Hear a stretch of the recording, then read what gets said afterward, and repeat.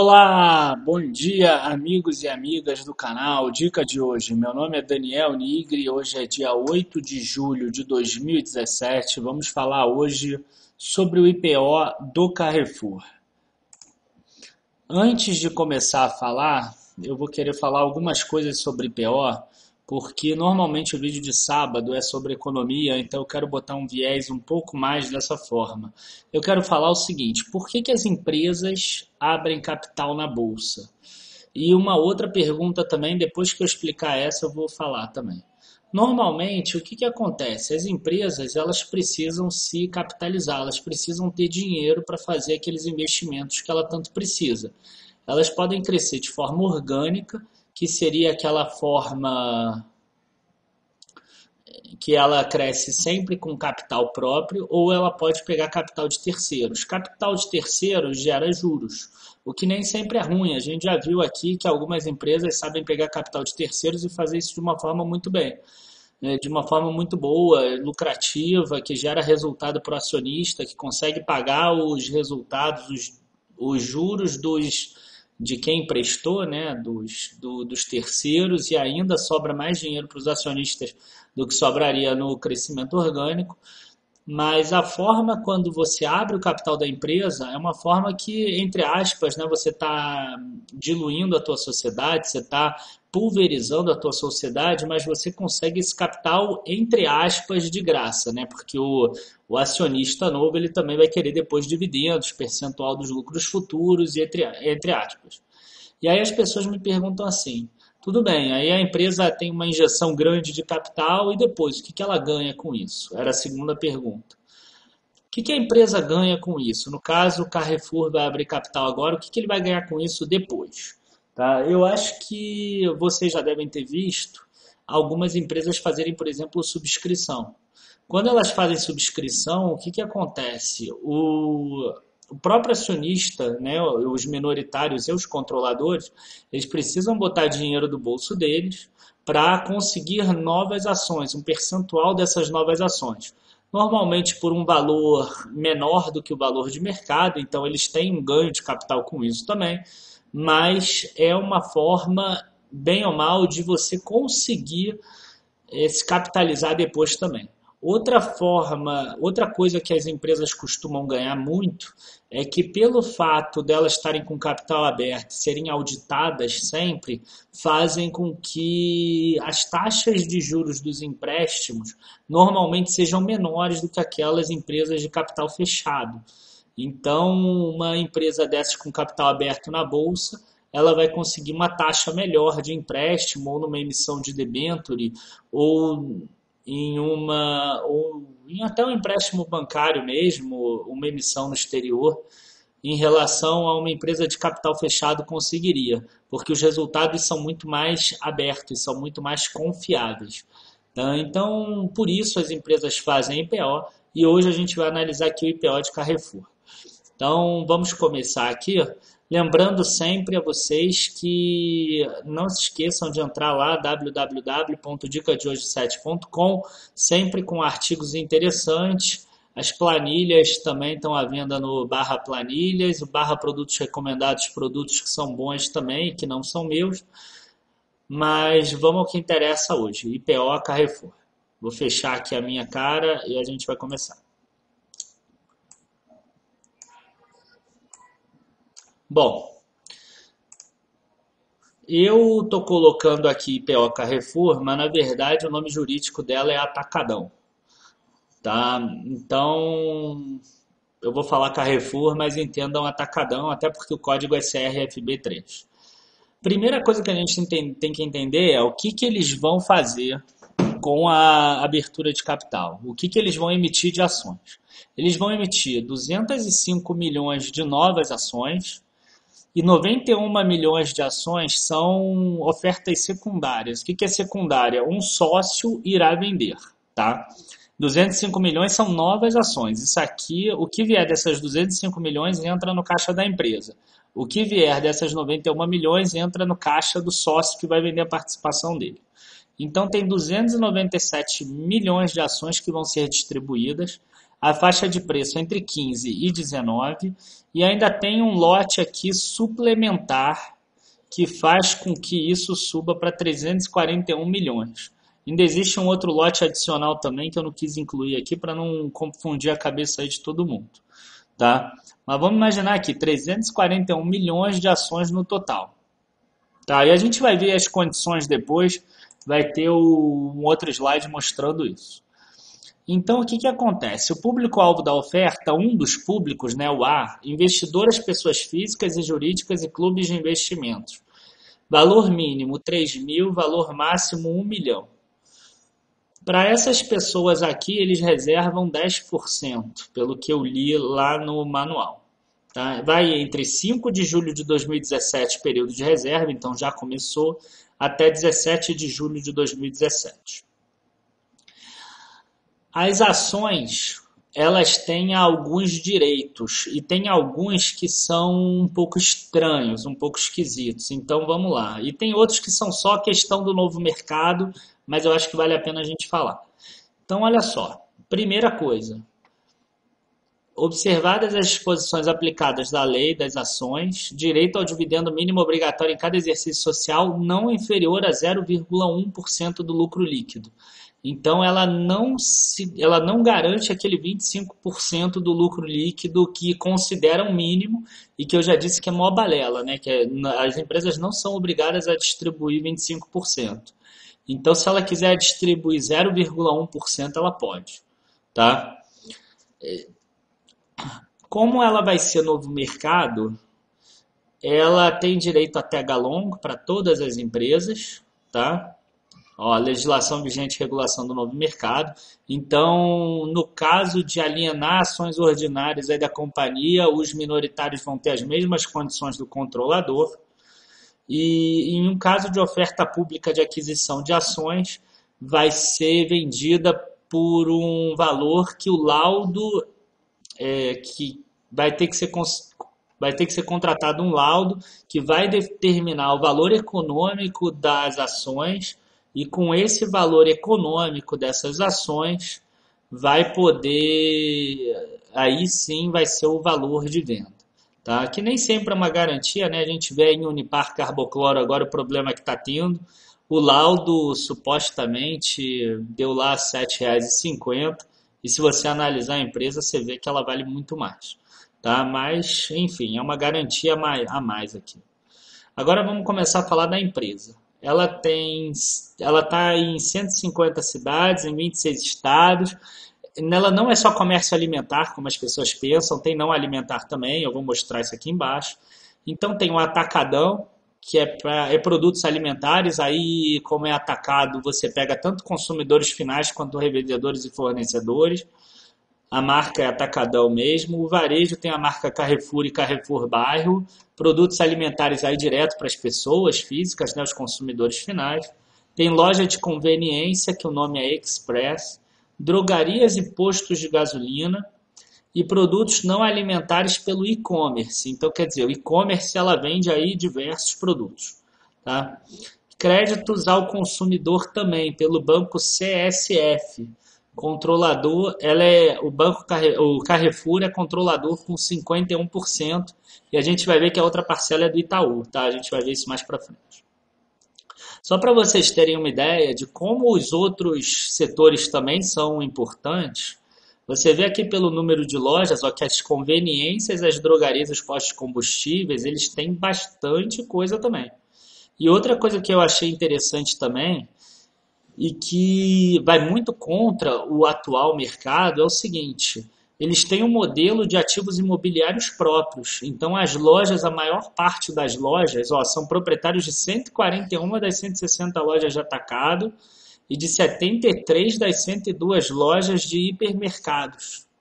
Então eles têm uma divisão de properties, né, dos imóveis em si, do portfólio de imóveis, e essa área, ela é quase um fundo de investimento imobiliário, né? Óbvio que sem as mesmas determinações, mas elas têm 2.000 locatários em 144 galerias e 3 shoppings.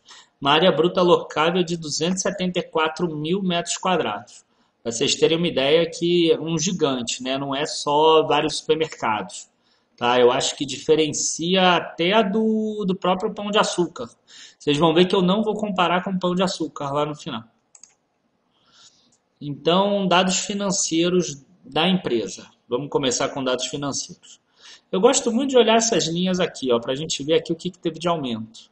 Tá? A gente vai ver aqui, ó, receita operacional crescendo 2 dígitos mesmo na crise, vendas líquidas também, o atacado muito mais do que o varejo. Ó. A gente vê que o Pão de Açúcar está com problema porque ela é muito varejo, o varejo está realmente com problema, enquanto o atacado está voando. Os próprios consumidores, pessoas físicas, estão começando a comprar no atacado, né? Está crescendo muito o atacarejo aí no Brasil. Outras receitas, que aí entra essa property division, essas vendas essas locações de espaços. Ó, 2,5 bilhões de reais também em aumento. Passivo circulante, não circulante, ó, lucro bruto crescendo 2 vezes e o lucro líquido subindo muito mais, 45% e 53%. Vamos decorar isso aqui, ó. Crescimento em torno de 13 a 15% na receita e de 40 a 50% no lucro. Depois eu vou comparar com empresas que crescem igual os múltiplos. Tá? Espera aí. E quando a gente pega aqui no primeiro trimestre, a gente vê que o primeiro trimestre é o pior, ó, tem margem de lucro apenas de 1,3%, quando o total deu 2,6%, e mesmo assim teve um aumento aqui, embora tímido da margem, mas para 1,4%. A gente vê que o lucro aqui subiu 18% do primeiro trimestre de 2016 para 2017. Estratégia da empresa, isso está escrito lá no material publicitário que a empresa botou e todas essas informações que eu estou falando aqui são desse material publicitário. Tá? Então eu não tenho nenhuma informação relevante, extra, nada disso, é apenas a minha opinião em relação ao material que eles estão disponibilizando para todo o mercado, tem lá no site da BMF Bovespa, é só botar em procura lá e botar em Atacadão, ou Carrefour ou CRFB3 que vai chegar aí os dois materiais. Tá? Então, ó, consolidar ainda mais a nossa liderança e presença nacional por meio da expansão geográfica das lojas físicas. Eles falam que eles chegaram a abrir 104 lojas nesses últimos anos, nesses últimos 2 anos, e eles falam que em 31 de março de 2017 eles operam 350 lojas de atacadão e de varejo, o que representa o dobro de lojas que eles operavam em 2007. Tá? Então é para a pessoa ter uma ideia que em 2027 talvez tenha 700 lojas de atacadão e varejo. Continuar os programas de renovação e revitalização de lojas a fim de aumentar a rentabilidade e desenvolvimento adicional da nossa plataforma de e-commerce do nosso modelo omnical. Isso são só algumas, tá? Tem outras estratégias também, eu botei só as principais aqui. Então a gente vê aqui que é uma empresa que pretende continuar crescendo e continuar crescendo com imóveis próprios, né? Que é o oposto do que o pessoal tem feito. Há um tempo atrás tiveram várias empresas que leiloaram vários imóveis próprios para poder ter isso de dinheiro e poder fazer renda com isso. Ela tem feito o contrário e no momento desse de crise na economia acaba sendo uma estratégia mais resiliente, né? Para a gente saber só a estrutura societária, só para vocês saberem o que está acontecendo, ó, o atacadão é esse aqui. Tá? E ele vai virar, ele é o Carrefour Comércio e Indústria Limitada, ele é 36% da Carrefour SA, 51,30% da Carrefour Nederland e 12% do Península FIP. Isso hoje. Quando vender aquelas 91 milhões de ações do secundário, o Península FIP vai diminuir a participação e o Carrefour Nederland eu acho que também vai diminuir aqui. Tá, ó, como eu falei aqui, aquela holding que é o Banco BCF é 51% do Carrefour e 49% do Itaú Unibanco e 100% da parte toda de alimentos Carrefour é do próprio Carrefour. Tá? Então tudo aquilo que a gente viu de lucro é do próprio Carrefour. Então vamos ver como é que vai ficar a composição de ações aí antes e depois da oferta. Isso aqui é só com a oferta base, aquelas 290 e poucas milhões de ações, e aqui é com tudo que tem direito, tá? Com lote suplementar, com lote adicional, além da oferta base. Então, se você colocar essa parte aqui, a gente vai ver que vai ter um float de 15% e isso eu preciso estudar melhor. Eu, na minha opinião, achava que o novo mercado era só 25%. Mas eles vão ter um float de 15%, eles chegaram a falar de legislação de novo mercado. Então, eu não sei como isso se enquadra aqui, ou se eles vão se enquadrar ao longo do tempo. Esse 15% é um pouco preocupante porque talvez a empresa não tenha tanta liquidez. Tá? Mas a gente vê aqui ó, que daquelas 90 milhões de ações, ó, o Península vai vender uma parte, vai passar a ter uma fatia menor de 7,89% e a Carrefour Nederland vai baixar de 51% para 44% a participação dela. E aqui embaixo, se for tudo colocado, a Carrefour SA sempre continua com a mesma quantidade de ações ordinárias e quem vai estar vendendo é a Carrefour Nederland e o Fundo Península, que aí passa a ter 4,89%, 41,98% e aqui o float já melhora um pouco. Já passa a ter 401 milhões de ações em circulação. Tá? Aí a gente vem aqui para balanço patrimonial. Tá? O principal aqui a gente vê que nos ativos, tá? A gente tem um imobilizado muito grande que mostra lá a empresa. 40% do imobilizado, quase 36% é de imobilizado por causa dessa estratégia deles.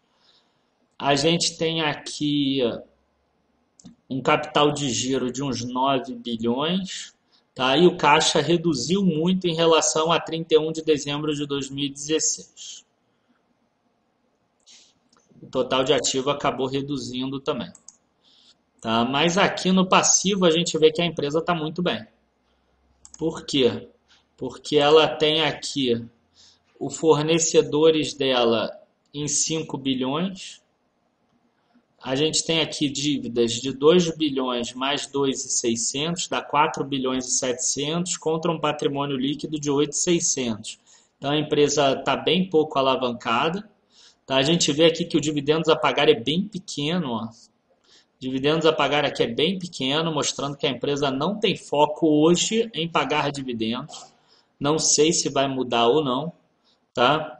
E a gente tem aqui o capital social e a reserva de lucros que, pelo que eu percebi lá, ela vai ser incorporada aqui ao capital social. Tá? Então vamos passar aqui. E aqui vem para a DRE, né, que eu gosto de analisar DRE e fluxo de caixa. Então a gente vê que a receita dela subiu muito do consolidado, ó, 36 milhões para 47 milhões. Próprio outras receitas também subiu bem. O lucro bruto subiu muito com isso também, de 7.400 para 9.500, mas mantém mais ou menos uma proporção. 9.500 vezes 5 dá 47.500, 7.500 vezes 5 dá 37.500. Reduziu um pouquinho a margem bruta aqui, hoje em dia está em torno de 20%. Lucro antes das receitas e despesas financeiras, 1 bilhão e 700. A gente vê que ela tem muita receita financeira aqui, tá? Mas também tem muita despesa financeira, mas dá um resultado financeiro que é bem confortável, que é bem controlado. E a gente vê aqui um lucro líquido que tem subido bastante, para 1,3 bilhão de reais. Vamos guardar esse número, 1,3 bilhão. Aqui no fluxo de caixa, como iam ser 2 páginas, eu botei aqui em cima o caixa líquido gerado pelas atividades operacionais. Então a gente tem que ela gerou em 2016 2,9 bilhões, tá? E ela investiu 1,9 bilhões. O mais importante aqui é a gente saber o seguinte, eu andei vendo lá que o normal de depreciação dessa empresa é em torno de 500 e poucos a 600 milhões por ano. E ela investe agora, né, em 2016, 3 vezes o que deprecia. Então tem muito mais investimento do que depreciação. Quer dizer, a empresa paga pouco dividendo, como vocês vão poder ver aqui embaixo, ó. Distribuição de dividendos, ó, 63 milhões, 58 milhões só. Tá vendo? Para um lucro de 1,3 bilhão, quer dizer, você está falando de 4,5% a 5% no máximo. e você tem aqui investimentos grandes. É uma empresa de crescimento, é uma empresa que está focada em crescer, não está focada em ficar gerando retorno para o acionista via dividendos, gerar retorno ao acionista via crescimento da empresa, que é algo que eu gosto. Tá? Mas eu gosto, mas tem que ser por um preço atrativo. A gente ainda não viu o preço. Tá? Então você vê aqui que gera um fluxo de caixa livre de 1 bilhão para o acionista.